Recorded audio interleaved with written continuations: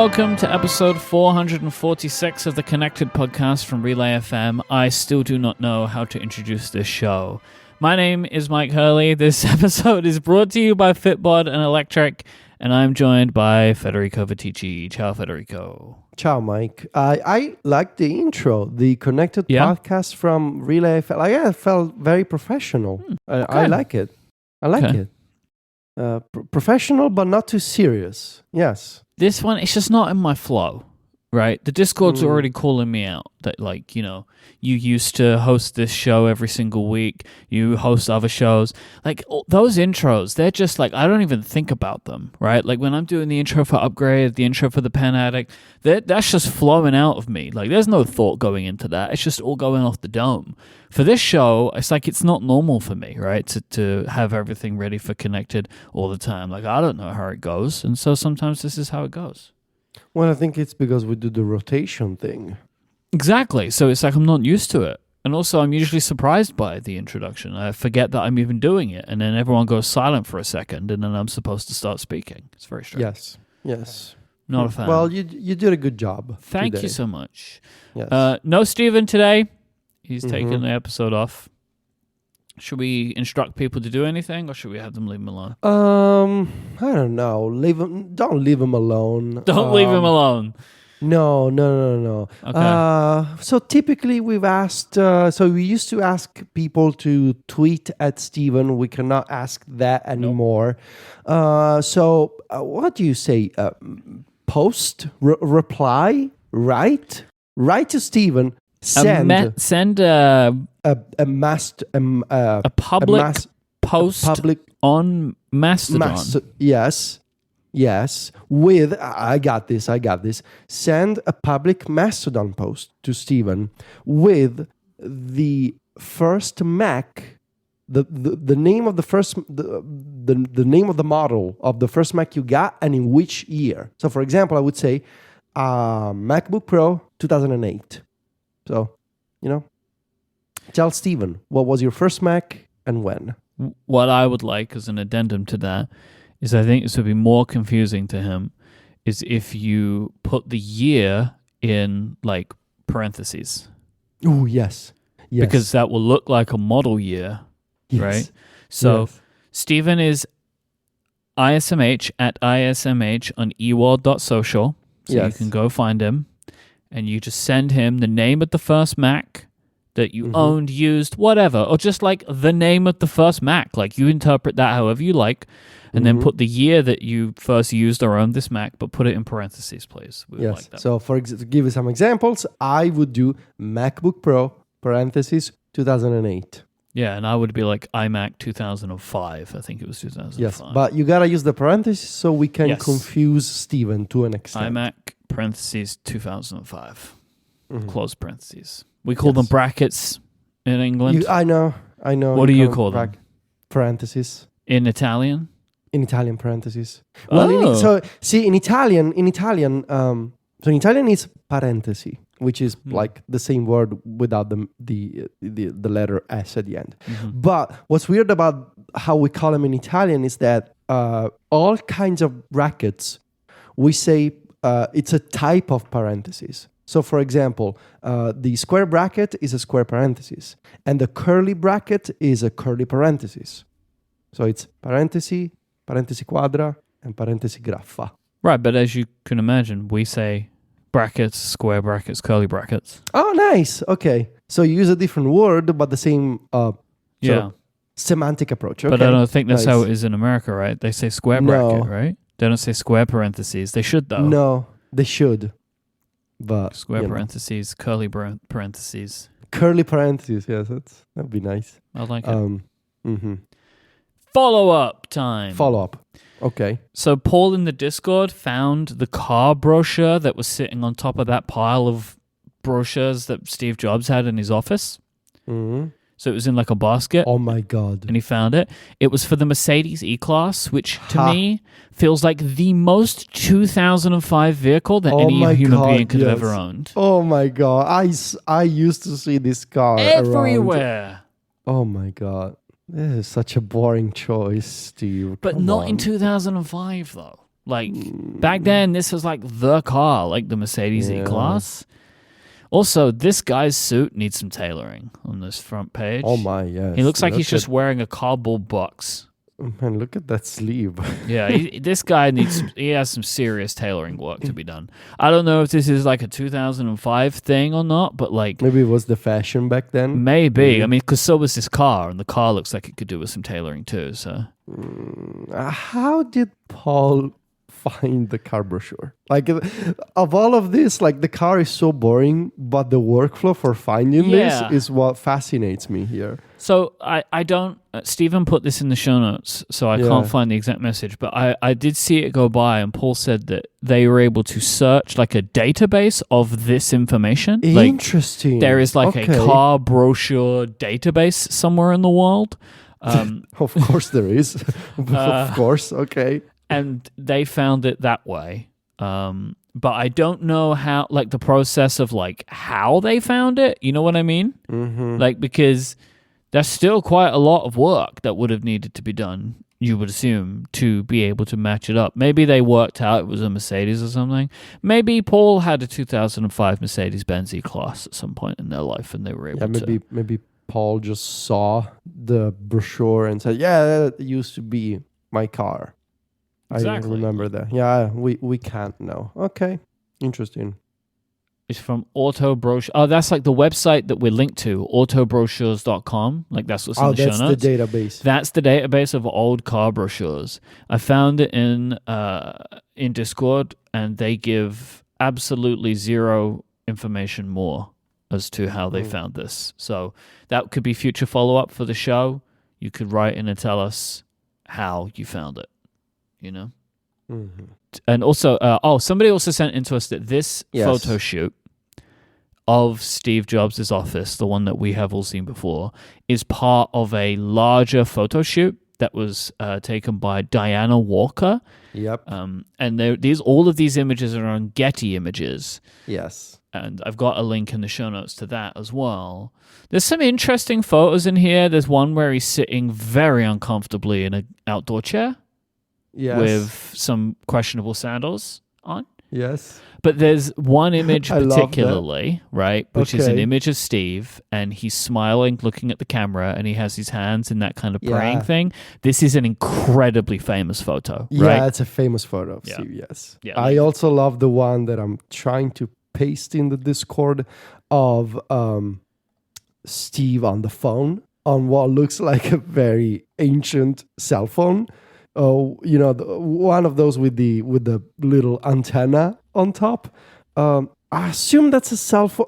It's either a cell phone or a cordless. No, that's a cell landline. phone. That's got the phone, dynamics of a cell phone. It's got. I think you can see the battery. You can see the keypad in the reflection on the window. You can see the keyboard on the phone. And it's just, I don't know. I guess it's just a little bit odd to see Steve talking on an old cell phone instead of an iPhone. The whole photo shoot's weird, really, because it's like, just, I don't know, there's just something about seeing him do all these poses is just like... Yeah. And I like that, like, they're obviously in his house, and really they're only in like 3 places. It's like outside in this one area and in the office. That's it. No more, no less. Yeah.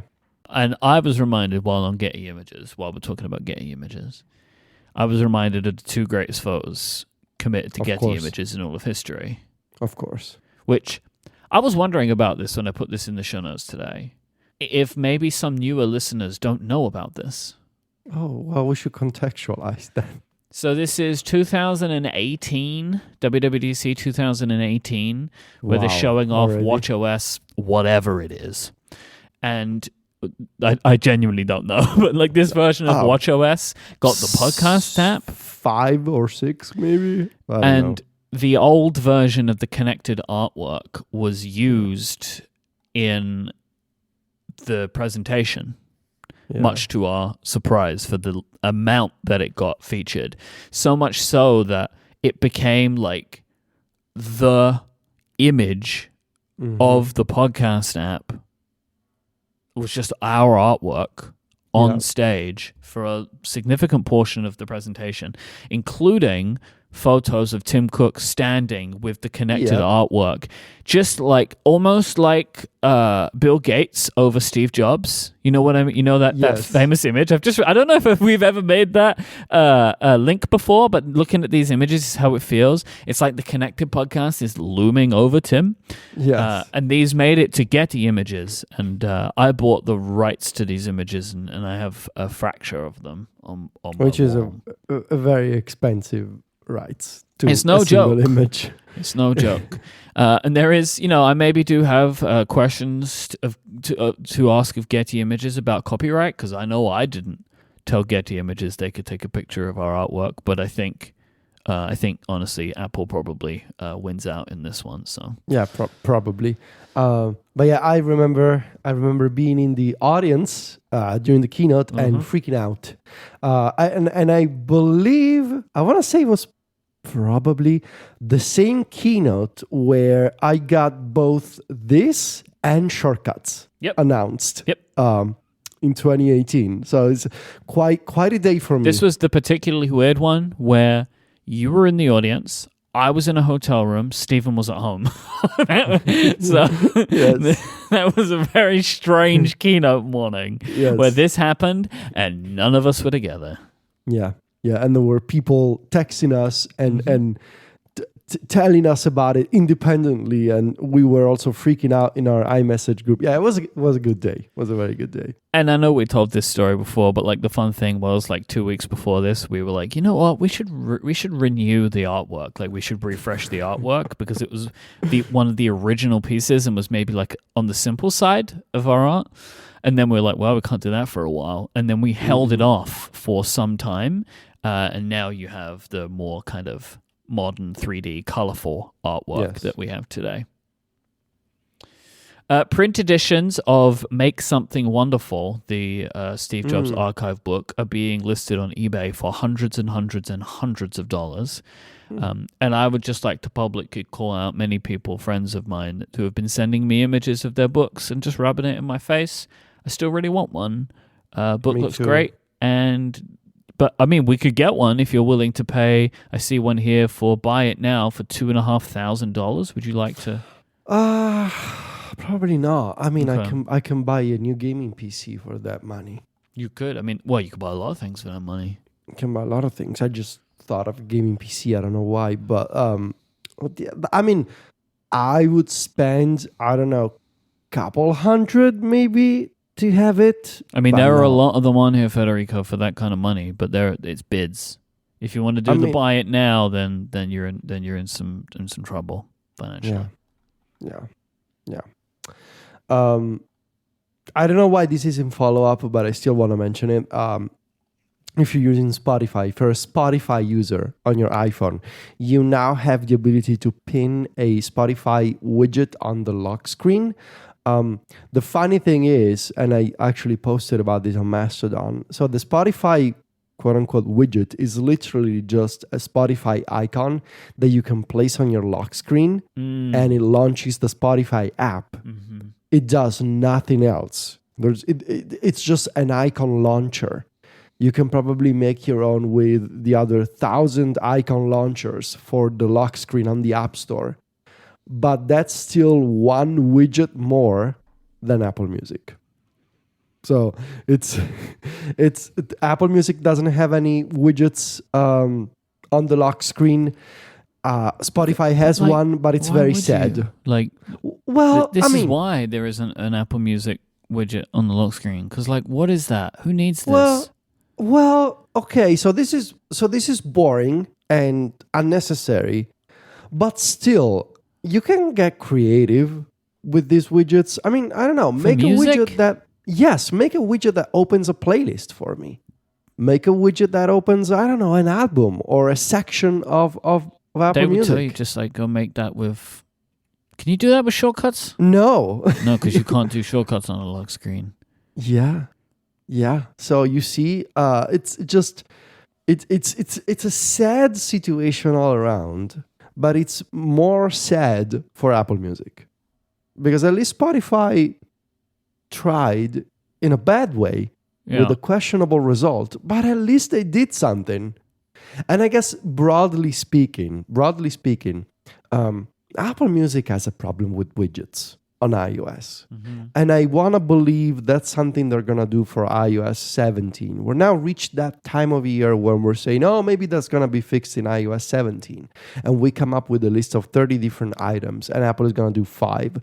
But really, I do believe that it's about time to have more and better widgets, both on the lock screen and on the home screen. I think the fact that Apple Music on the home screen still doesn't have an interactive now playing widget, which it does offer on Android, I think that the lack of that widget on iOS is ridiculous. I think if the rumors are true that there will be interactive widgets for iOS 17, that might be why there isn't anything good right now. Because realistically, a music widget is best when it is interactive, right? Yeah. Yes.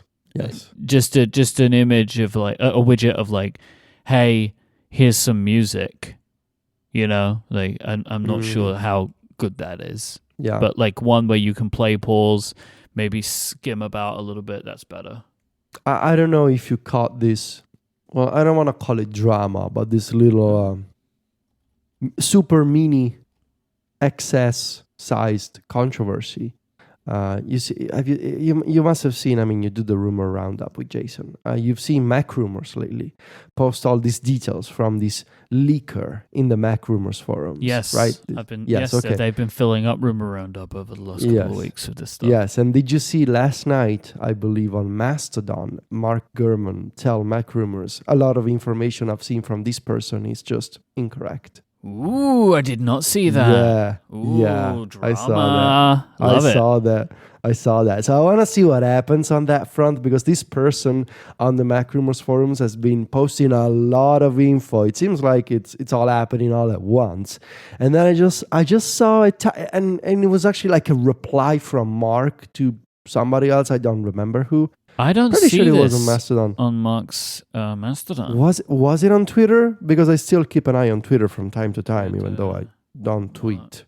I don't think Mark is very active on Mastodon. I think he Did had I a pretty dream bad this? experience. Because it's also possible that I dreamt this. No, here it is on Twitter. Many of the details I've seen from this account are not true. Yeah.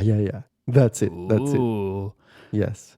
And then Joe Rossino, a friend of the show, says, which ones, just so we can update if necessary. And then no reply. See, that's... Dun, dun, dun. Yes. It's like, wait for my newsletter. Yeah. I'm going to power on and then you'll find out. Yeah. So we'll see what happens with all these iOS rumors, but this is something worth keeping an eye on. Anyway, yes. So Spotify on the lock screen, which, by the way... on the Pro Show, we spoke about where can people get the Pro version of Connected? Very good Pro version today, where Federico talks about his productivity apps, his to-do apps that he's using right now. You can go to getconnectedpro.co. You can sign up $5 a month or $50 a year. You get longer ad-free versions every single week of this show, plus a ton of other benefits of being a Relay FM member. If you ever hear us say from the Discord is a Relay FM member perk. You get access to that if you sign up for Connected Pro, and you help support this show at getconnectedpro.co. Yes. Thank you, Myke. As part of my sort of, I called it teaching in the wilderness, like the past 6 months of my life, reevaluating all the things I use, both hardware and software and services. I've tried a lot of things, and one of the aspects that I'm still uncertain about, unable to make a decision, is the eternal debate. Spotify or Apple Music. I've been using Spotify since January 1st. I don't love Spotify. See, that's the thing. I don't love Spotify. I don't love the app. I don't love the lyrics, the way that real-time lyrics work. I don't love that it doesn't have lossless and high-res lossless like Apple Music. I don't love that it keeps showing me podcasts I should listen to. But the search and the recommendations and the playlists are excellent. And then, of course, everything else about Apple Music I prefer and I like better. I like the design. I like the focus on music. I like that I can use third-party clients like Marvis, for example. I'm still unable to decide here. I don't know what else is more important for me.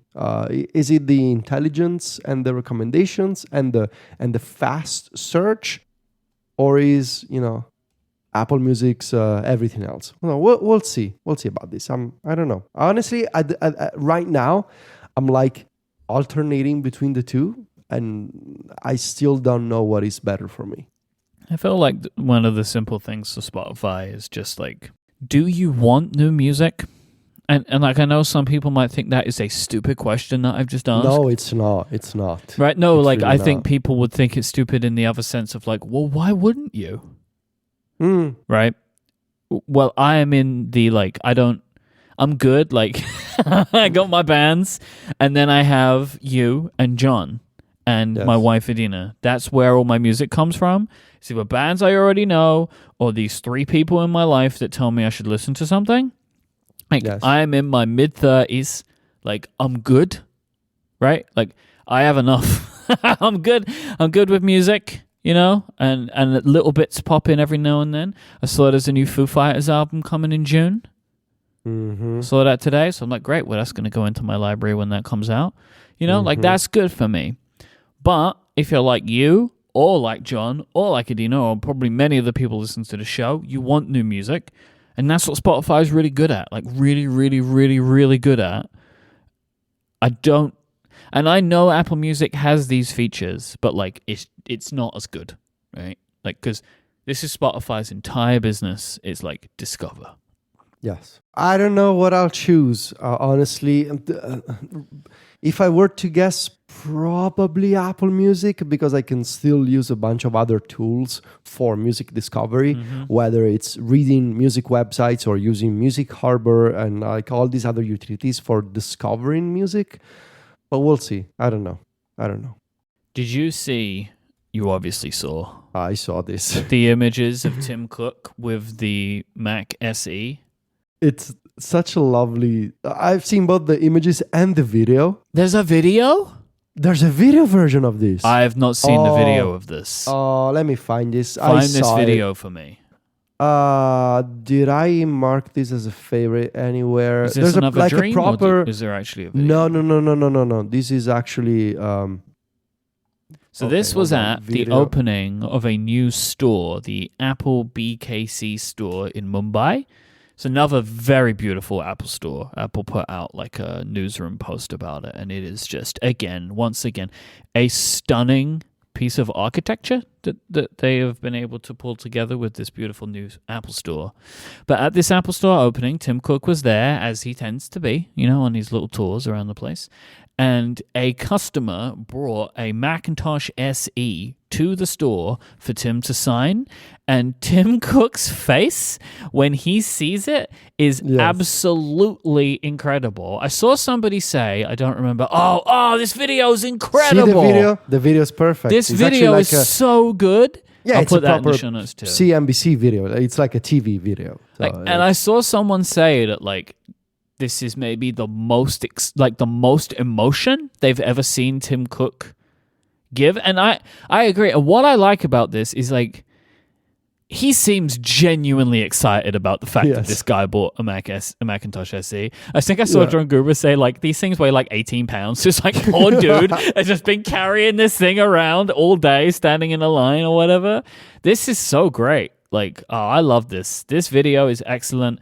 Tim Cook is a real sport about this one, I think. Like, really, like, gives this guy a moment, right? Like, that's like, we're watching this video now. He's like taking pictures with him. Like, this is fantastic. This is very heartwarming. I love Tim Cook. What can I say? Yeah. I think I saw someone say, I saw this on Mastodon, I think, recently, that, like, Tim Cook is now the longest serving CEO. Yeah, there was a couple of days ago at I want to say 4,500 something days. Yeah.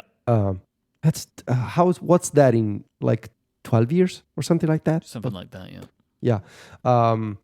I just I would like to offer you a mental image, Myke. Give it to me. Try and compare in your mind this Tim Cook face with Tim Cook waving the checkered flag at the F1 race. He didn't want to do it, like he did. He clearly did it, and I don't think anybody checked with him beforehand. He wasn't happy about it. That's the range of Tim Cook's expressions for you. They should have had him throw an SE onto the track. Now maybe that would have done it. That's what he wanted. Just to let you know, passionate ones, even just from the people listening live, Stephen has just sent us a text message saying, "What have you done to my mentions?" So please keep it up. Remember the name of your first Mac, the year that you got it, in parentheses, the regular kind. Yes. This episode is brought to you by our friends over at Fitbod. Getting fitter is one of those things that can have really great knock-on effects in other areas of your life that you might otherwise not expect, like having more energy, sleeping better. For me, just doing some strength training really helped combat and tackle my RSI pains, and now I can play video games as much as I like. But all of this stuff can be really hard when you're thinking about where to get started. And that's why I'm pleased to let you know Fitbod is both an easy and affordable way to build a fitness plan that is just for you. It really is just for you. Fitbod has spent a ton of time and effort building an algorithm to learn about you, your goals, and your training ability, and will create a custom dynamic program based on your experience and any equipment that you have available to you. This is all kept within an app that makes it so easy to learn how to perform every exercise with the use of over 1,400 HD video tutorials shot from multiple angles to make sure that learning every single exercise is a breeze. This also integrates with your Apple Watch, Wear a smartwatch, and apps like Strava, Fitbit, and Apple Health to help you give that full picture of your fitness training. Everybody's path is different, which is why Fitbod uses this data to make sure they customize things exactly to suit you. Fitbod's powerful technology understands your strength training ability. It will study your past workouts and adapt to your available gym equipment. Your training plan will maximize fitness gains as well by intelligently varying intensity and volume between sessions, because if you overwork some muscles or underwork some muscles, this can negatively impact your overall results. So Fitbod will track your muscle fatigue and recovery to design a well-balanced workout routine overall.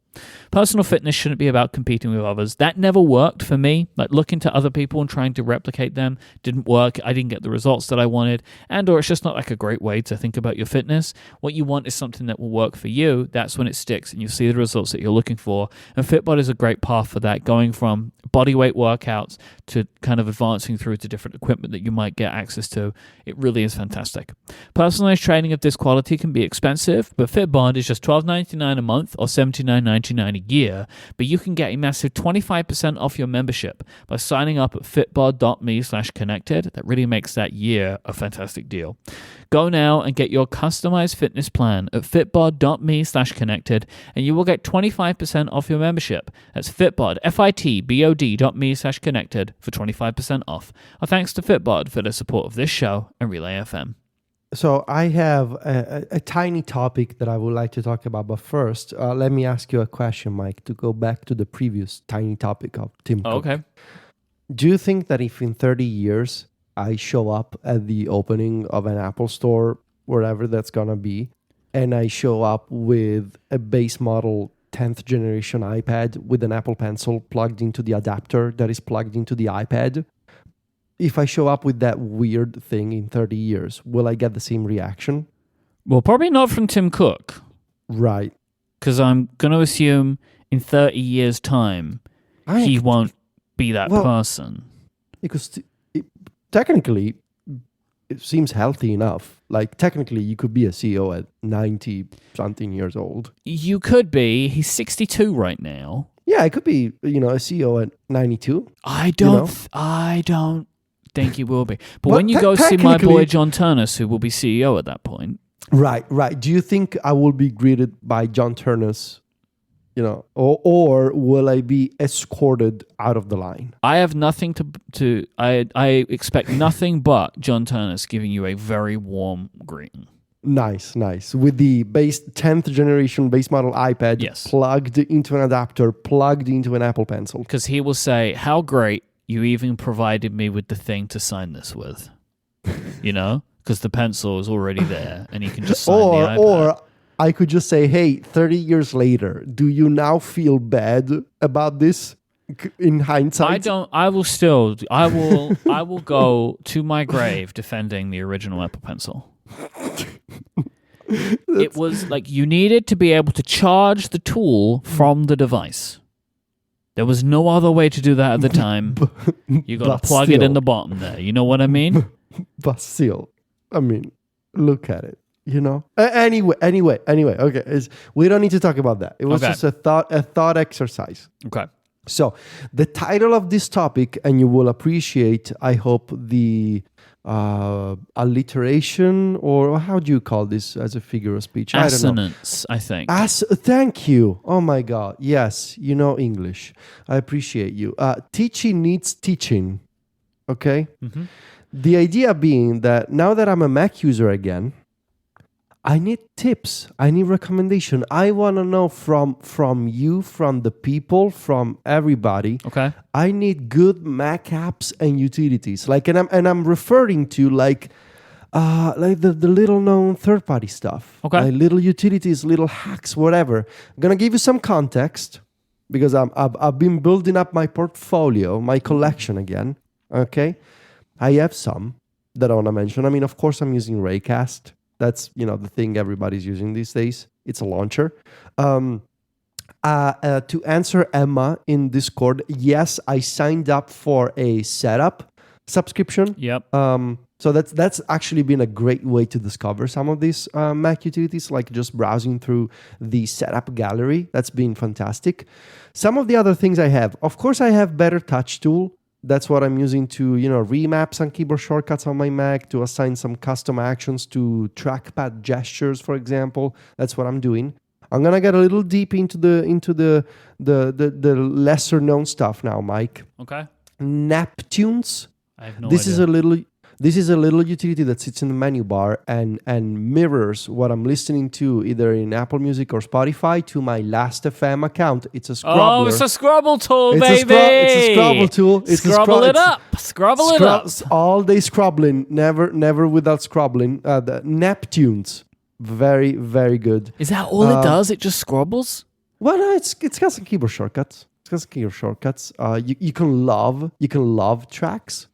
You can play pause. It's got multiple themes. Like, look, it's actually very good. It's a very good Mac app. Okay. Next one. I was missing the way that the Alt Tab switcher works and looks on Windows. And there's an equivalent third-party utility for Mac called Alt Tab, which is like it's like Command Tab. But it's not just icons; it's also got previews of the windows. Yeah, that's good. Actually, it's very good. I like that. I'm gonna keep this tab open for myself. We're gonna talk about this at some point. Like I am firmly convinced that Windows 11 does a lot of multitasking related things better than Mac OS and iPad OS. All that kind of stuff. And this is one of them, like the Alt Tab switcher. There's a Mac OS equivalent. Also, speaking of multitasking, Lasso, like nice. TED. So this is a relatively new, like indie multitasking enhancement that allows you to resize windows on macOS by drawing the area you want the window to occupy on screen. It's easier to understand what it does by going to the website and seeing the images and the GIFs in action. Yep. Than hearing me talk about it. Let me ask you something. What do you think about the icon for Lasso? I don't even remember the icon. What's the icon? If you go to the website, there's got a little icon. It's the... it's cute. Yeah, it's a bit unfortunate, I think. Wait, why is that? So I see it as like a small fav icon in my Safari tabs here. It looks like the icon's wearing like a thong. Oh, yeah. It's not great. Well, not great rope placement. Now I mean, like you do you icon, God. Like if that's what you're looking for, you go for it. But yeah, now I don't know. No, I don't know, God. man. Oh God. I don't know, man. So anyway, you just had to mention this. Yeah. Well, look, if I'm going to have to see it, everyone else is going to have to get it in their heads too. Why should I suffer in silence? So the good thing is you never see the icon. You can hide the icon from the dock. And I use bartender, of course. So I never see it in the menu bar either. And I'll tell you, I mapped the keyboard shortcut for it to my Logi Lift vertical mouse. Oh, that's so smart. It's super smart because now I can just hit my thumb. I'm doing this now. I'm clicking, and of course, Lasso supports multiple displays.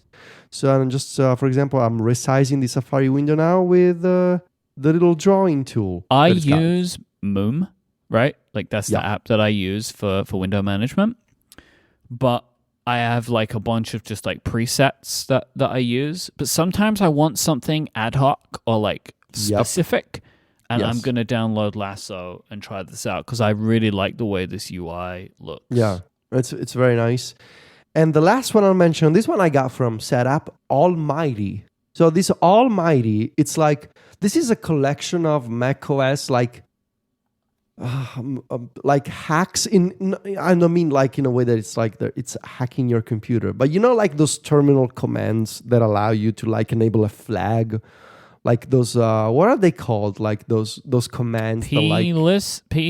No, like you know, like when you gotta use a terminal command to, I don't know, like show hidden files or like show extensions, whatever, in Finder. It's like a collection of those configurations, I guess, for macOS with a UI, with like a proper UI.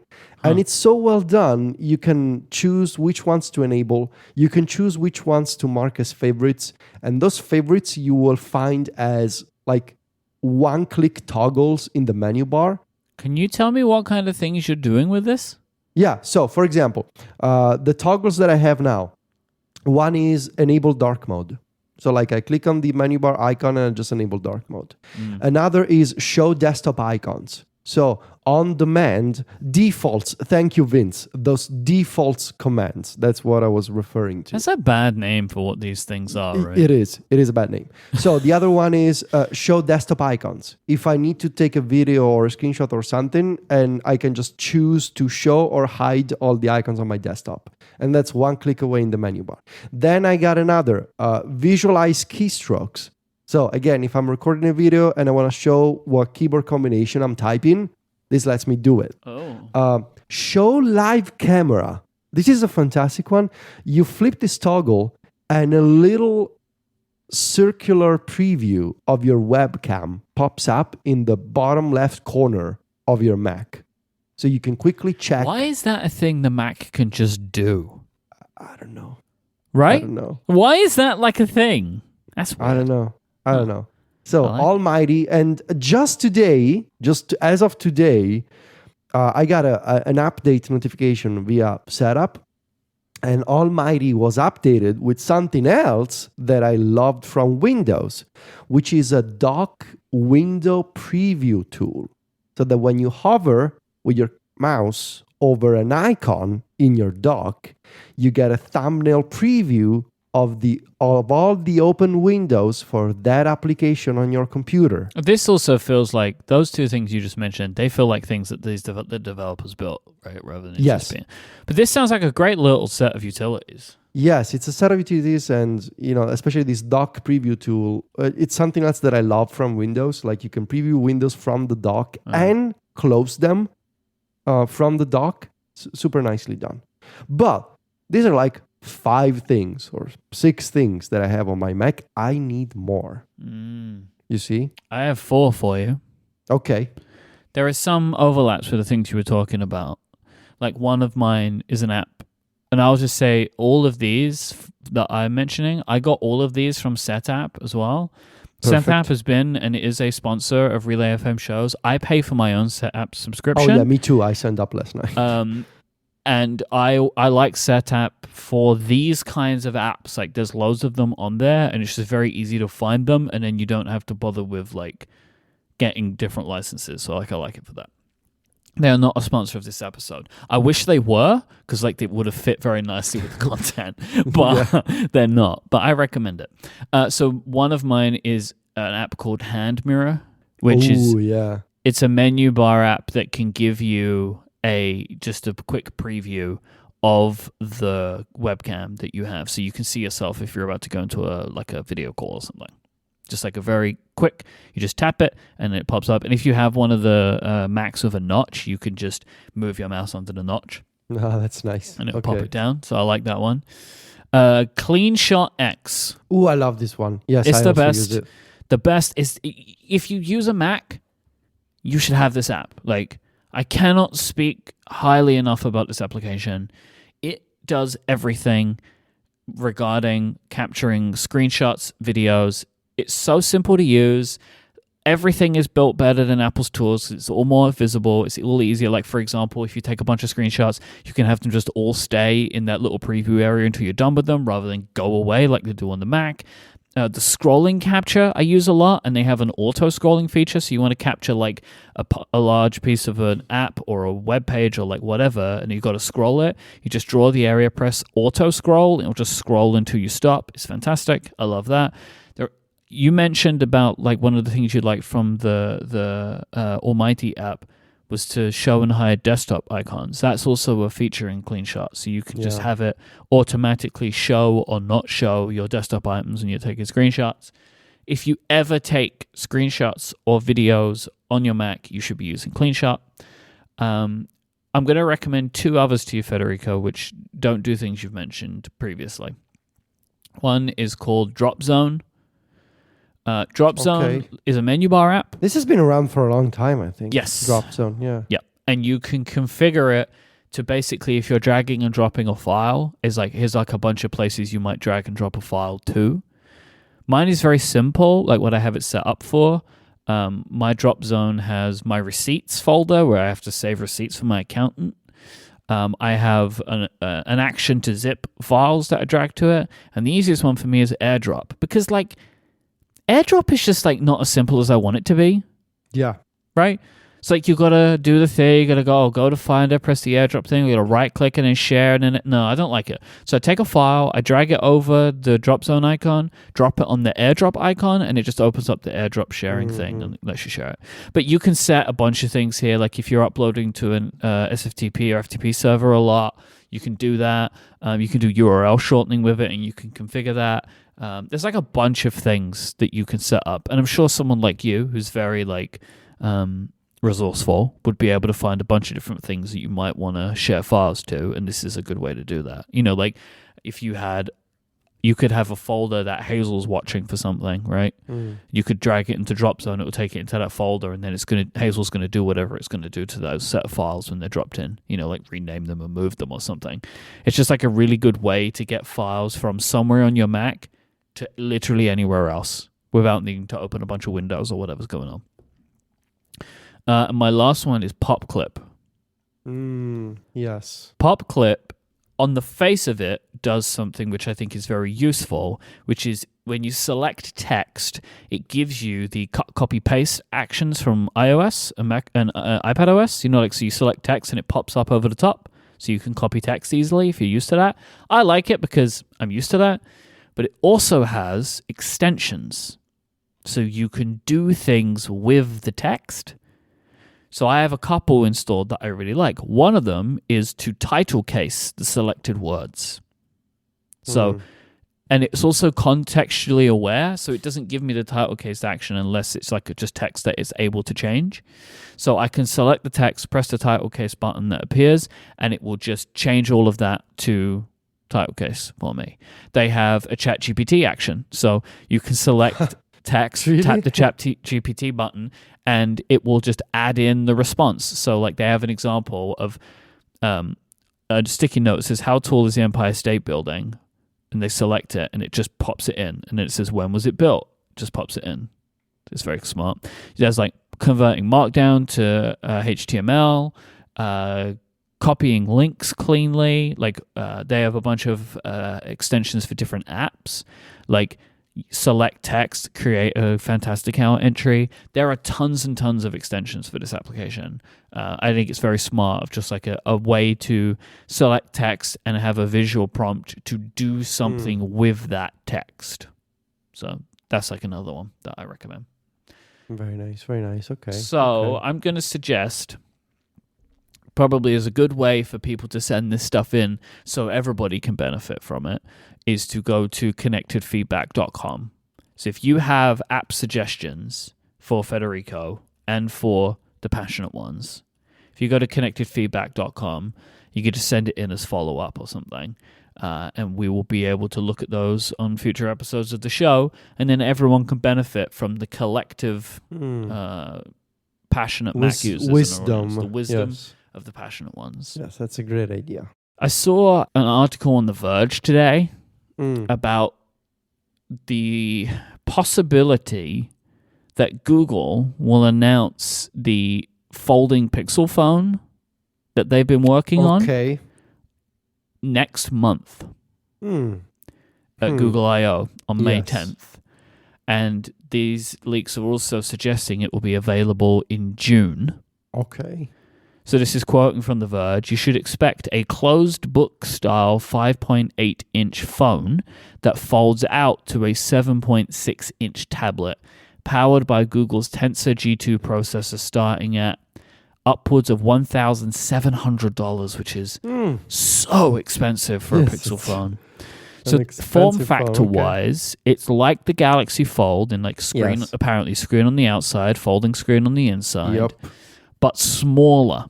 Kind of like the outside is more phone shaped, so it's like smaller and more squat, right? Like it's a 5.8-inch phone on the outside, where like the Fold has always kind of struggled with those dimensions. A CNBC source claims it will have a 24-hour battery, up to 72 hours in low power mode. I bet, by the way, that like what's not reported is 24-hour battery if you're only using the external screen.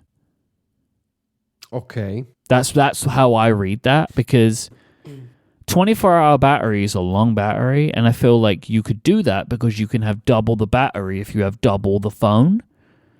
But that's not going to work if you're using the 7.6-inch tablet all the time. Right. That's how I assume this is going to be, but we'll find out. Actually, this is really interesting, like that Google are going for it. Like the next version of Android 14, which is already in, this is like the weird thing that Google do compared to what we're used to with Apple. Like, so Google I.O. is in May, but the first public betas for Android 14 are already available. Yes. Which is is like the opposite of what absolute we're used to. opposite. But as you would imagine, they hold back things for Google I.O. Yep. And so I thought this was interesting. I also thought, how funny would it be if this comes out before the Pixel tablet that you spoke about last year? Well, it seems very likely at this point because that tablet is nowhere to be seen. I wouldn't be surprised if they have announced. both. It's both, right? Yeah. That they're doing these together, because it would be absolutely wild if this beats that out. Well, and also it would be the perfect opportunity to sort of retell a new tablet story for Android. Right? Yeah. If you have both a dedicated tablet and a phone that could sort of fold open into a mini tablet, that's a perfect narrative to say, and look the kind of tablet experiences you can now offer on Android 14, right? Because historically that's been one of the weak points of Android and sort of the Android ecosystem as a whole. You know, when you compare Android tablets to, you know, you may not like the latest version of multitasking, but, you know, iPadOS, just the developer adoption of dedicated tablet UIs, it's much, much stronger on iPadOS than it is on Android. And so this would be a great opportunity for Google to reboot their tablet efforts and say, and we are so committed to this that we have a tablet and a foldable phone that also uses the same UI when you open it up. Mm-hmm. I think that would make a lot of sense. I think you're right, and that might actually be one of the reasons why this tablet has taken as long as it's taken, because they've been working on this for 14. But that does beg the question for me of why did they show it off at Google I.O. last year? That I don't know. No one can answer that. No. Or at least not us. Maybe they can answer that on Material. Go check out Material on Relay FM. Maybe they can answer that question. But like, I don't understand why they did it, because I'm still remain intrigued by that tablet, right? Because it has the base that we were talking about on the show before, where you can plug it in and it becomes like a hub Nest Max thing or whatever they call them. Which supposedly is also what's gonna happen. Apple will probably have a similar product in the future. It's not clear if it'll be an iPad with a docking station or just an all-in-one accessory. But that sort of experience of a HomePod with a proper screen, iPad-like screen, could be in the cards for Apple too. I would be surprised if it was just a docking station for an iPad, personally. I think, like, here's another device we can sell you. Seems more likely to me than here's a docking station we can sell you. But we don't know what the next few years hold when it comes to iPads and Macs and all that kind of stuff, so who could tell, right? Maybe you just have one device and, like, sometimes it's a Mac and sometimes it's a HomePod. That seems chaotic. Imagine that. Can you imagine? It's just like, oh, well, I need my iPad to do my work, but, like, now my family's listening to the music on the hub thing, so I guess I'll just have to wait. Sorry, family, but I need my speaker back because it's also a computer. It's work time. Are you going to? Let me ask you this: you are going to America in June. Mm-hmm. Are we gonna go check out the Pixel Fold at a Google? Is there even a Google store? Do they have Google stores? Yes, I've been to a Google store in Chicago. Okay. We probably have one in London, but I don't know. You do? I mean, I don't Google know. Store. I have no idea. If we haven't seen it before, then yeah. I mean, I hope that we would get to see it somewhere when we're in America. That would be pretty great. Okay, Google Store London showed me nothing. So okay, so you don't have a Google Store. Are you interested in this phone, like as a thing you want to own? It's just complicated. I mean, I will probably be as interested in this as I am every single time Google does one of these things, which is I'm always interested, right? Yes. But history has shown me that I will get it and I will use it for a few weeks and then I won't use it anymore until there's something else specific that I want to use it for, right? That has been my experience as well. Yes. We have all fallen prey to this. So realistically, I would like to try one, but I will not buy one, but I will be interested. The thing that is different to me here from, say, the original Fold and the original Z Flip was those were products that I wanted to buy and use because I wanted to understand what this kind of form factor meant. But like Google are not changing the game here. This is just their version of what Samsung's already been doing and I have spent a lot of time using. So like that kind of curiosity isn't there the same. It's more just like, how would Google do this?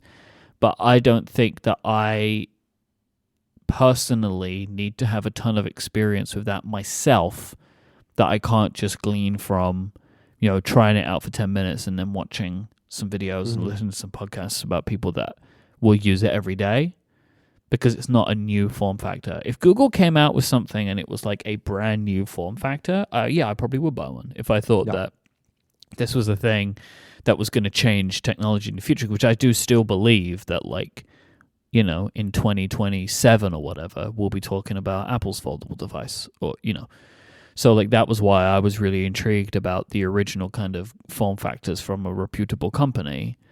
And so I'm always going to remain interested there. And I just, like, in general, am interested in what would a Pixel version of a folding phone be, and what would Android be on the, like, primary device for this. That is made for this. But that's probably where my curiosity will end, unless they surprise me in some way. What do you think's kind of saying today, like a month before they would show off? Yeah, I don't know. I feel the same way, and I'm mostly intrigued. Like, what's the Pixel sort of vanilla Android version of this product, right? Is there anything that Google can do here to sort of shake up maybe the multitasking story, right? We've seen Microsoft, we've seen Samsung, we've seen other smartphone makers each offer sort of their own take on, okay, here's what you can do when you have a foldable form factor. What's the Google way to do this? That's what intrigues me a lot. Probably not gonna. I don't think I'm gonna. Like you said, I don't think I'm gonna buy this phone because I've been burned here before. I don't really like Android. I understand why a lot of people do. I like Windows more than I like Android. If I were to pick a non-Apple operating system, I would pick Windows over Android any day in terms of like what's interesting for me. Okay.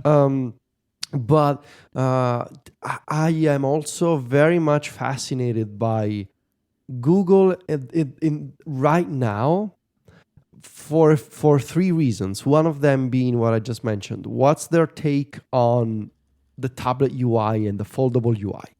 The second one is, what are their next goals for computational photography? How further can they push what a Pixel device can do?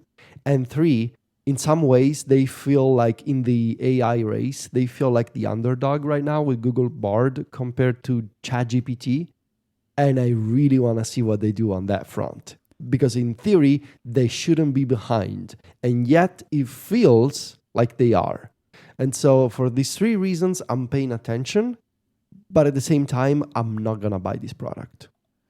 Yeah, my expectation is that Google I/O will have a couple of hardware announcements and then otherwise be focused on consumer AI tools, right? Mm-hmm. Like, if they're doing anything other than that, they're wasting the time of everybody watching, in my opinion. Like, for what Google should be doing at Google I/O this year, every product that they show should have some kind of AI integration. I heard on a podcast recently, Sundar Pichai was on Hard Fork, which is a podcast that I like, and he said that Bard is using one of their more kind of rudimentary models, and that they're upgrading it. They're going to continuing to upgrade it, which is intriguing. Like, it seems like they're a bit like they're nervous. They are. They've got more to lose than anybody else in this fight, so I kind of get it. I do feel like I know we were talking about this stuff recently, but like, as the further we're moving down this path anyway, I don't think these are for search. I think we've learned that now. Like, for web searching, like to replace web searching, I don't think that's what these models are good at. Like, I think they're good at like content creation and like information creation and gathering, more than they are like, hey, find me a holiday, you know? Yeah. But we'll see. We'll see. This episode is brought to you by Electric. Turning a small business into something larger, into an empire, takes work. It takes effort. You have to keep your ear to the ground. You want to stay on top of things that are going to help you take your company to the next stage, to that next level. But this can be hard to do when your attention is being pulled in tons of different directions. That is the reality of running your own business. The team over at Electric knows small businesses, maybe like yours, face these kinds of challenges. That's why they're on hand to help with the time-consuming parts of your business, like standardized device security with best-in-class device management software, so you can implement best practices across the board and be ready to scale, employment onboarding and offboarding that's done for you, saving you an average of 8 hours per request, by keeping a single point of visibility into your IT environment to control your devices, networks, and applications. Simplified reporting that allows you to achieve and maintain compliance. Compliance, man. You've got to stay compliant with compliance. And proactive IT recommendations and automated workflows to make IT easy to manage for even non-technical users. If you're hearing this and you think your company could use some of the above services, but you're not sure where to start, Electric's experts will guide you through the process of establishing standardized IT processes for your organization. All of this stuff is important to do and time-consuming and difficult and takes you away from the thing that you should otherwise be doing. You didn't start your business so you could manage IT for the people that are working with you and for you. That is why you need electric. That's why this stuff is important. For me, I want to be able to focus on what I'm doing every day and what I'm actually good at. It's not this kind of stuff. For Connected listeners, Electric is offering a free pair of Beats Solo 3 headphones for taking a qualified meeting. Just go to electric.ai/connected. That's electric.ai/connected. Go there right now and get your free pair of Beats Solo 3 headphones today for scheduling a meeting. Our thanks to Electric for their support of this show and Relay FM. Mark Gurman is reporting that Apple is developing a large selection of apps to work in their headset, as you would hope, right? Yes. And that a lot of them and some interface elements may look similar to how they operate on the iPad. Now, I want to read you a list of the stuff that Mark is reporting. This list was provided by The Verge, not directly to us, but they wrote it and they did a good job of summarizing it, so I'm going to quote it. So, the upcoming headset will receive optimized versions of system apps like Safari, Calendar, Contacts, Files, Home, Mail, Maps, Messages, Music, News, Notes, Photos, Reminders, Stocks, and Weather. Basically, all of the apps that Apple seem to consider make the core set built into an operating system. Yeah. Right, this is all of it. I mean, there's other stuff we're going to mention in a minute, but these are you need this stuff to be a proper OS in Apple's eyes. Okay. Stocks, especially stocks. Hey, look, we can make jokes about it, but they put that thing everywhere. So they, whether me or you agree, they think it's important, right? Yeah. It's stocks, yes. I don't know why I need my stocks in VR. I also don't know why I need my stocks on my watch. Yes. But they're there. Yeah, I mean, apparently, Apple is at 167.96 right now, according to what's available on my watch. Well, that's useful information to have. Now, imagine that in VR. In VR, I can have my stocks. I can be in the charts. Yes, you can. I can jump inside. I can be in the chart. Jump inside, look around. Yes, okay. There is a question about how these would be tailored to this operating system. So. One of the things that Mark says, versions of FaceTime and Apple TV with features that will, quote, look similar to their iPad counterparts. I'm assuming that this probably encapsulates all of these apps. Okay, so I have questions and thoughts. And I think we should start from the very fundamental question here, which is when you're working with the Apple headset, which totally are, kind of unrelated, but are you a believer, Myke, in the Reality Pro name? I don't like it. Me neither. But it's boring enough that they're probably going to use it. Yeah. Oh, yeah. You're asking me, do I think they're going to call it Apple Reality? Yeah. Probably. I mean, I don't like the name, but I'm being honest. I've spent a lot of time thinking about this, as you have, as we all have. I don't have a better name.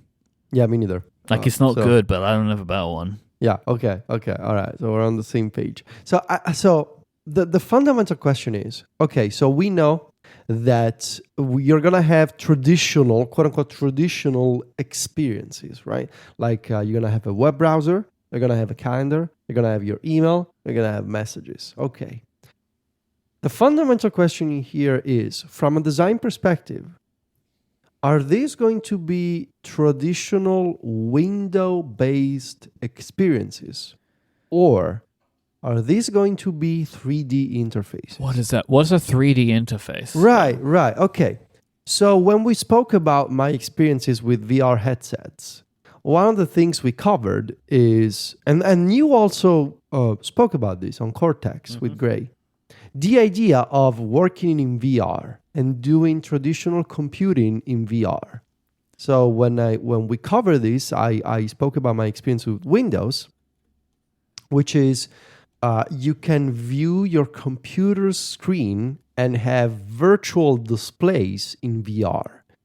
But when you're looking at those apps, those are still 2D projections, right? You still have a rectangular window, Yeah. right? Which is a flat window. It's a flat surface that you can see in front of you.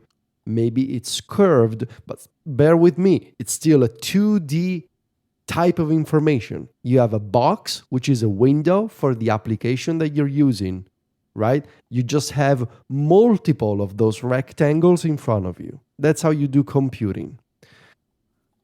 They could do this, right? They could just say, well, imagine the iPadOS interface, imagine Stage Manager, but in VR. We're going to talk about this in a few minutes. Or they could also do, well, if you have a VR environment, imagine if the interface for an app was like around you. I guess what I'm referring to is the difference between looking at an app versus being inside the app. And the second one is more weird and difficult. And it's not something that anybody has done at this point. And I don't think Apple will do it. I'm just proposing the idea here. I don't think Apple will do it. I think Apple will go for a more traditional approach, which is the Stage Manager UI, but in 3D, which we're going to talk about shortly. But just for the sake of our imagination, imagine if, I don't know, I'm going to get weird for a second, but okay. Imagine if like files, right? Imagine if your file manager, you were literally standing in a field of files and folders all around you. Or imagine if you were literally standing, I don't know, on top of a box with all your documents. Or, I don't know, you see, like, try to move away from the idea of a 2D representation of a window, but in VR, and instead try and think, what if you actually designed an operating system from scratch in 3D? Because the computing that we've seen so far in VR, my experiments with Windows, for example, those are literally just your computer screen, but in VR. It's like you have taken traditional computing and put it in a virtual television in a VR space. And that's fine, and that works. But it could also be, I think it would be fascinating over the next few years to actually say, well, what if the OS was designed as a 360-degree sort of 3D space to begin with? That could be cool. Like, we have some examples of this already. For example, FaceTime calls are likely going to be a virtual space with memoji and avatars, and you're going to have a FaceTime call in a virtual space. On a phone, like, I don't think they will do FaceTime, right? I don't think they will do FaceTime in the Apple Reality headset, and that FaceTime is going to be a window with the FaceTime call. No, that's going to be like the Horizon Workrooms idea, the two people in a room together. Yeah. That's what I'm referring to. And I think that the Apple TV app will have VR content in it. I think that they're going to do that. So my question is, what is an OS that is designed from scratch for 3D? And is that what Apple has done? I think realistically, what we will get is a hybrid approach. I think we will get some types of experiences that are fully reimagined for 3D. Yeah. FaceTime calls, meetings, some games.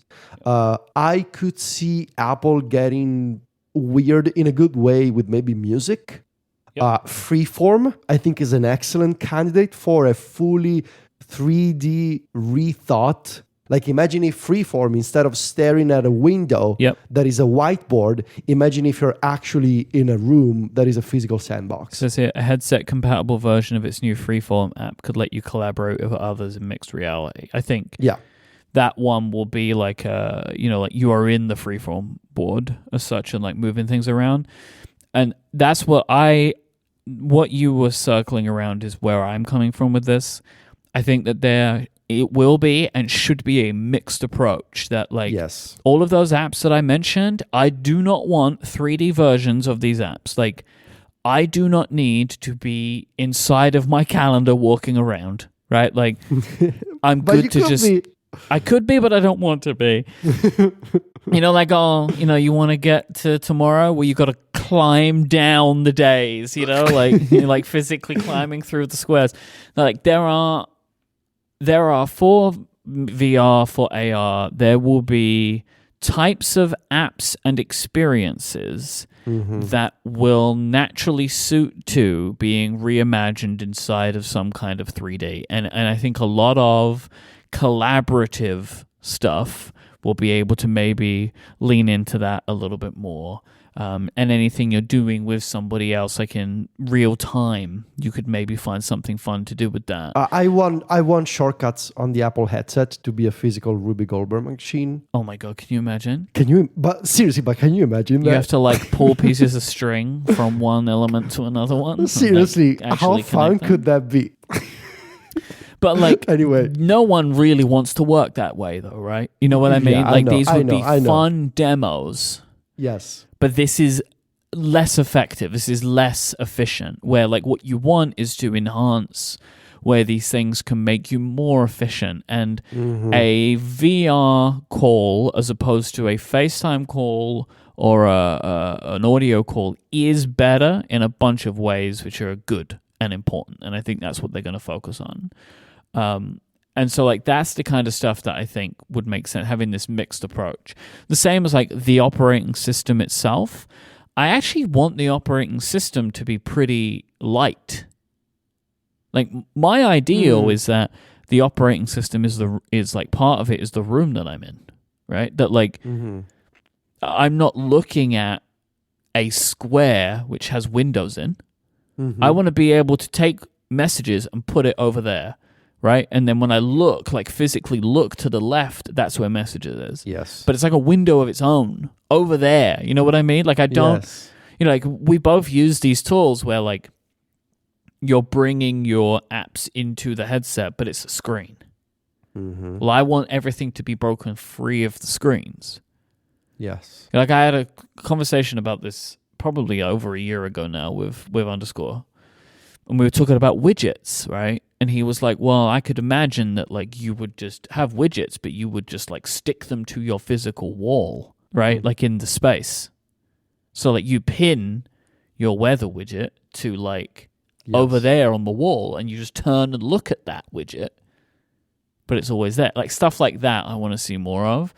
That is like bringing these 2D apps into a 3D space rather than trying to create a 3D version of the home app where you're like flicking a bunch of physical switches and stuff like that, But still, I mean, of course, that sort of that idea is like it's the skeuomorphic equivalent of VR. And we're going to get tons of third-party apps that work like this. But at the same time, like when I say what does it mean to design in 3D, at the same time, we should also keep in mind that the design story, the software and the UI design story for the headset will be fascinating. Because even you don't need to recreate 3D spaces for 3D design to be interesting and a challenge for designers and developers. Because even if you keep the traditional window-based approach, in 3D, you're still gonna have some aspects of design to account for that you do not have on a regular display or on a phone. Yeah. The idea of depth, like of physical depth, like what kind of tools is Apple going to offer designers and developers to create multiple layers of an interface in front of you or around you. Like you don't need to recreate a folder full of files. You don't need to recreate a physical calendar. But even if you keep the regular window, You're still in 3D. And so what does it mean to, for example, to highlight something? What does it mean to select something? What is the VR equivalent of the focus engine for tvOS? Like, what is the VR equivalent of a parallax effect? Eye tracking, baby. Like, Yes. I think there will be a focus engine. Even without having to recreate fully 3D experiences, it's still going to be interesting to see how Apple is going to adapt their existing designs for 3D. Yeah. And if all they do is literally, it's the iPad version, but now you can look at it in VR, that's boring, right? There have to be some 3D specific enhancements. And I'm confident that there will be. The idea of iPad apps, though, stands out to me for another reason, which is Gurman reports that the home screen of the headset will look largely similar to the current version of iPadOS. So the next obvious question is, and this is something that we speculated about months ago. I believe we actually talked about this last year when I was complaining about Stage Manager. Yeah. Stage Manager in VR, right? We speculated months ago that everything about the Stage Manager design looked like it was something that was being built in preparation for a VR environment. Just this idea of these window previews on one side and the main window sort of swooping in from the side with a very much 3D based animation and look. And my idea is that Stage Manager, from that perspective, makes a lot of sense as the UI to manage multitasking in a VR environment. And in fact, if this theory is correct, I actually think that I'm going to like Stage Manager a lot more in VR than I like it on my iPad or than I like it on macOS. It would explain a lot of the characteristics of Stage Manager, from how Stage Manager wants to help you with window placement, how it insists on never fully covering something that is behind, how it doesn't give you pixel-based precision for resizing a window. Like all of those sort of helping tools would make a lot of sense for VR. I want to have a lot of tactility. I want to be able to just grab and throw an app wherever I want it, right? But you're probably not gonna need the same precision that you need with a mouse and a cursor. Yeah. Yeah. You're gonna be more sloppy because that's just how it's gonna work in VR. It's imprecise, right? I think Stage Manager will make a lot of sense in that context. But let me go one layer deeper here. What do we think? And by we, I mean I'm asking you. It's the royal. Rhetorical. It's the royal you. Okay. Myke. What do we think of? This maybe sounds a little strange. iPadOS as a nothing but a vehicle to get to VR eventually. Like, what if iPadOS all along it was never meant to be a true replacement for macOS, but it was all work that needed to be done in preparation for the headset? No, I think that the horizon was too far on that.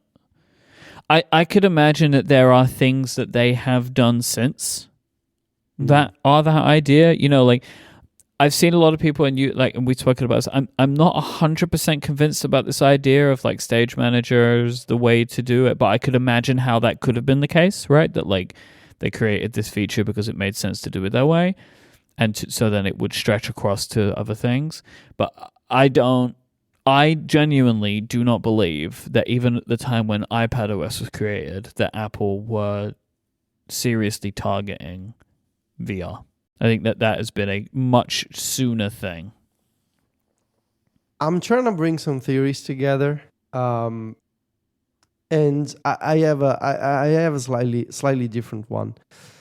So what if, and I'm wondering here, so you and Jason spoke about on Upgrade about like when Jason published his article about the iPad Pro being a mistake. Mm-hmm. And both of you talked about this idea of maybe up until some point, Apple was convinced that iPadOS was going to replace the Mac eventually, but then they changed their mind and realized people love the Mac. We need to go back to building up the Mac as the foundation of everything we do on desktop, and keep investing on macOS. And the Mac is better than ever, right?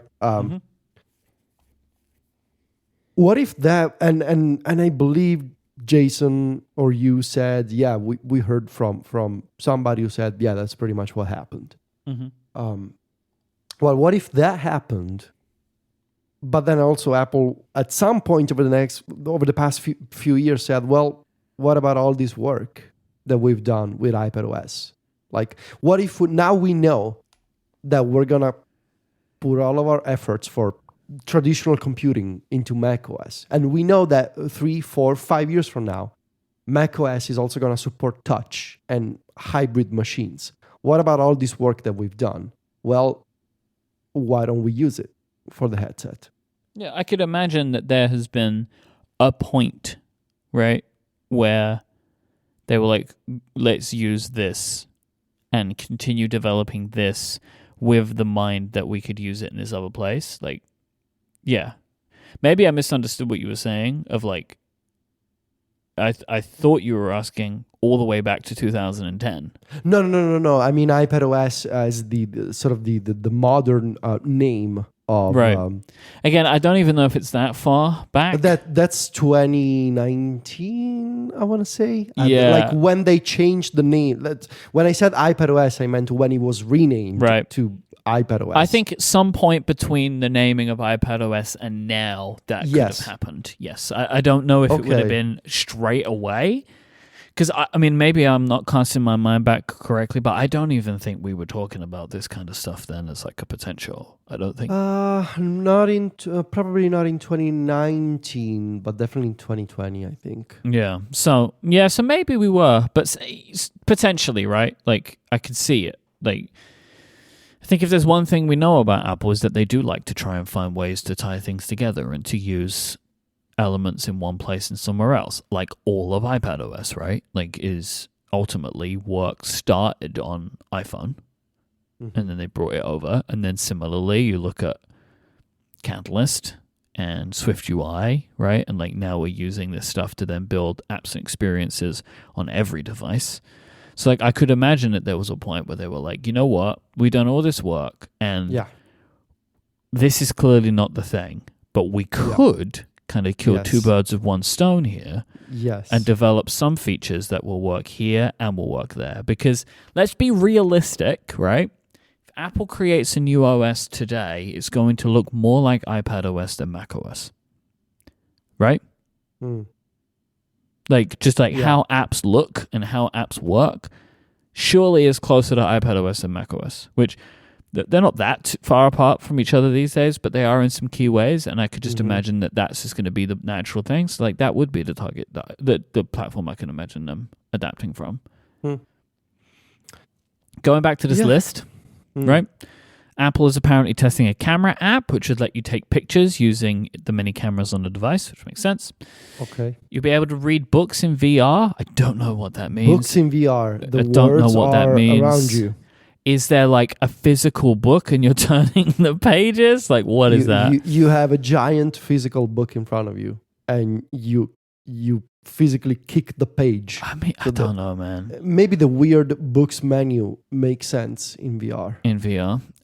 Meditate with an app. Now, this is one where I could imagine Apple have made a full-on experience for it, right? Exactly. See, yes, I agree. Yes. Like, there's no point making a meditation, not no point, but like, I can't imagine them making a meditation app where it's just like, you got a little clock and you're just looking at the clock, right? Like, you're going to be transported to a stream somewhere or something, and that would be sweet. We already mentioned Freeform, but Freeform isn't the only productivity app. The headset will also apparently support Pages, Numbers, Keynote, iMovie and GarageBand. Now GarageBand. Now this. I don't know. Like maybe we'll play Rock Band or something. Like I don't know. Well, I mean, surely the timeline editor would probably need to be like a traditional 2D editor design, but the instruments, I mean, that could be fun, if they do it that way. If they do it that way, yeah. Because Pages, Numbers, Keynote, I could imagine those being similar to Freeform, and like you actually collaborate on them together using, and like you're in a space together working on the thing. So like it still looks like an app, but like maybe you bring these into your collaborative VR calls, and you can work on these things together. Maybe. Apple apparently wants to make watching sports a richer experience. They bought a company many years ago called Next VR. And this company, I don't know if they still do it, but like at the time, they were using VR cameras to record sporting events and concerts and stuff. And so like it seemed like Apple wanted this company for a bunch of technology it developed and for the ability to like go and record Coachella, and you could watch it on your Apple Reality Pro in VR. Apparently as well, says Mark Gurman, gaming will be a central piece of the device's appeal. Okay. Now, I don't know how yet. Like, it doesn't have controllers. No. But okay. And, like we've spoken about this ad nauseum on the show. Like, there are experiences you can make without controllers, and maybe that hand tracking is that good that it can make some interesting stuff. But if you want to be immersed in a game and you're supposed to be holding, let's just say a gun, right? Because there's so many first-person shooters. Being able to hold a physical controller is important. And so, like, but any type of game, if you're doing a Wii Sports-like game, right? Like, if you want to be holding a baseball bat, you want to at least have something in your hand. Like, I don't know.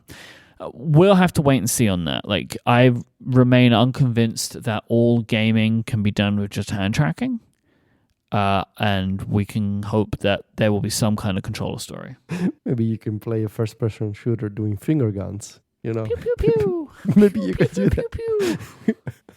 You have to make that noise every time. Can you imagine?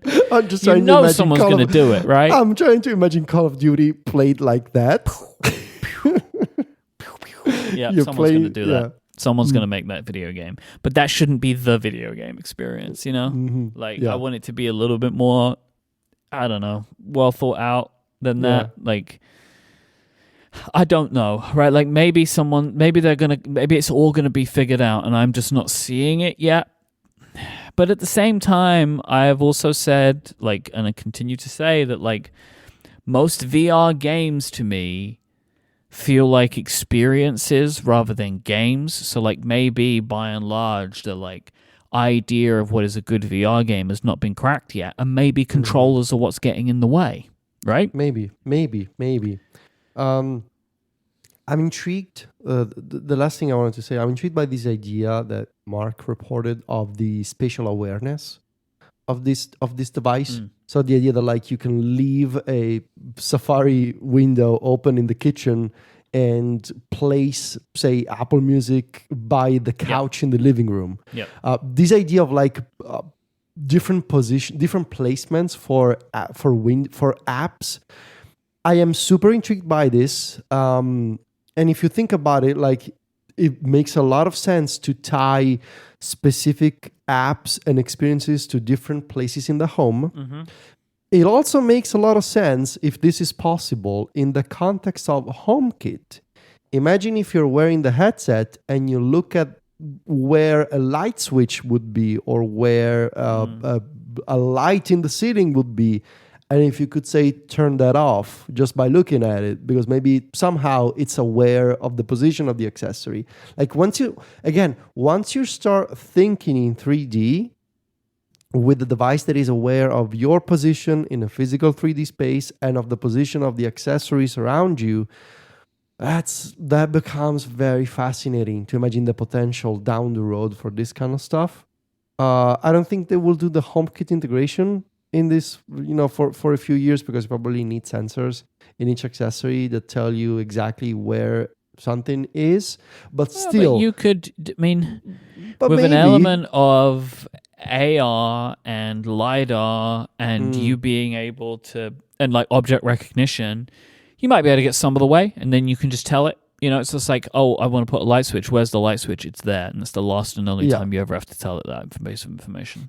Maybe. So I don't know. This idea of pinning certain apps to certain places in the home, very cool. And also, like, we know that this headset is gonna have a dial to move in between AR and sort of AR, right? So you can spin the AR dial, and VR, yeah. and move between different types of reality.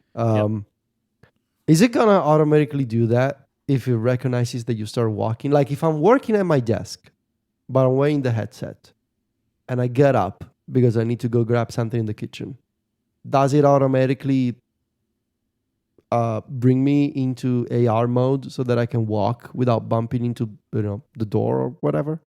Could do it. I could assume it would work similar to how the PlayStation does, how the Oculus does, where like it is aware of certain environments where you can be in full VR, but once you leave that barrier, it's gonna adjust it for you.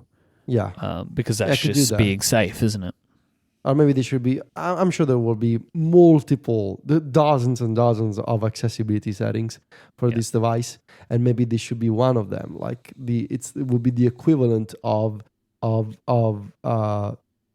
removing one of your AirPods and it pauses music, like, oh, I just got up and I'm walking, instantly switch me over to AR. What I'm really hoping for this device compared to the MetaQuest Pro that I own is so the MetaQuest Pro is great because it has full color pass-through. Yes. But the quality of the image is quite low. Yeah. My old Quest 2 is not color. It's black and white pass-through. Actually, grayscale pass-through. And the image quality is bad, really bad. The image is very grainy, is the way I would describe it even on the Quest Pro. But the color really does make a difference. Yes, this is the thing that I'm hoping for Apple to really nail that piece down, so it looks as close to real life as possible. Again, the device will cost $3,000. I kind of expect nothing less, but if that's what it costs. I will say, as we get closer and closer to this and we get more and more information and talk about it more and more, I'm getting more and more excited about it. Me too. And this thing is going to be so expensive. But yeah, I'm excited. I mean, it's something brand new from Apple, and that they have. See, the thing is, they have invested so much time and resources into this. That's part of my excitement for it. It's like, I really want to see what you've done here, because you've been building this up for so many years with so much time and so much money. I am intrigued at this point. Like, I want to see what you've done. So what we're saying is we can't wait to see what they've done with it. That's what we're saying. Yeah, that's good. Yeah. Thank you very much for listening to this episode of Connected. If you would like to get show notes for this episode, you can find them in your podcast app of choice, or also on the web over at relay.fm/connected/446. You will also find links on that page to send us feedback, or you can go to connectedfeedback.com to do that. If you want to find Federico Viticci online, you can go to macstories.net, and he's also on Mastodon. He is at Viticci, Viticci, on mastodon.macstories.net. You can find me as at iMyke, IMYKE, on Myke.social. And you can find Stephen as at ISMH on eworld.social. And that's where you can send him your first Mac and the year you got it, in parentheses, please. Thank you so much to our sponsors of this week's episode, Electric and Fitbod. And thank you to our members who support us. You can join too by going to getconnectedpro.co, where you get longer ad-free versions of every episode. We'll be back next week, I believe, as a trio next week. I do hope so, which would be nice. Although, I do love these intimate episodes that we have, Federico. Yes, me too. Just the two of us. I don't know why I said the word intimate, but that's how I was feeling in the moment. And I hope everyone's okay with it. We'll be back next time. Until then, say goodbye, Federico. Arrivederci. Cheerio.